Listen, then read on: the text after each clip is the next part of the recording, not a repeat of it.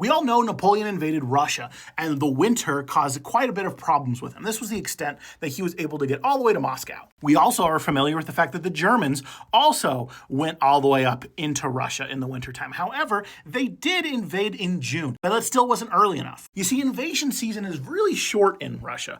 Basically, it goes from like late April all the way to October, and then you have to wait until it gets cold enough to then move again. Why? Because both in the fall and in the spring, it becomes incredibly muddy throughout the plains of Russia. So whether you're moving men or tanks, you got to do so in those time periods, both in deep winter, where it's really cold, and in the summertime. Now, Napoleon obviously had quite a lot of problems in the winter. The Germans, not nearly so much. Theirs was more of a problem with the leadership. You see, the big mustached man in charge decided instead of taking the Baku oil fields, which were right down here, the most important thing that they could have done, because that was basically the entire oil fields for all of the Soviet Union, meaning that they would have had to surrender pretty quickly if they couldn't retake them. But instead, he decided he wanted to take Stalingrad, despite all of his generals being like, don't do it. We can just put a blocking force to prevent them from coming down, and we take Baku. Then we can go get Stalingrad afterwards if we feel like it.